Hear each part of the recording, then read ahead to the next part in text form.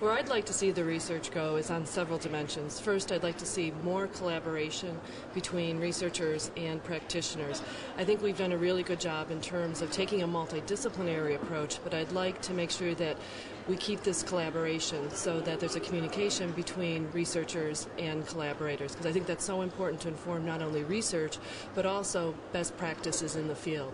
I mean, if we're going to make more headwaves than what we've made from the last 15 years under the Violence Against Women Act in terms of reducing sexual victimization of women, I think this collaboration is it's necessary. I've worked with practitioners in Cincinnati at the Y and Women Helping Women on a project that's looking at how victimization against women with disabilities and deaf women, sort of what are the barriers to services for them.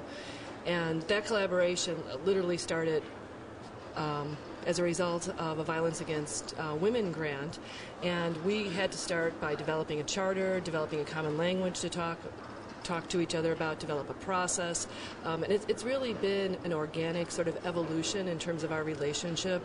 And like I said, it started from we got the grant. And we all had to come together as partners, equal partners, and work on this. And I think one of the things that's really helped is that we really respect each other in terms of the expertise that each one of us brings to the table. And we listen to each other, which I think is an important component as well. One of the areas I think is really important is measurement. Especially for practitioners, measuring help-seeking behaviors and the impact of those help-seeking behaviors. And I think what researchers can bring to the table there is our expertise with respect to knowing a lot about valid and reliable measurement.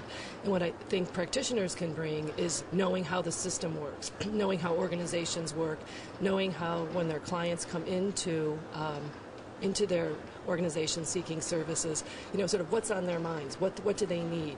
And so I think if you bring those two together, we can have better measurement in terms of understanding help-seeking behavior and impact of that help-seeking behavior on women's needs.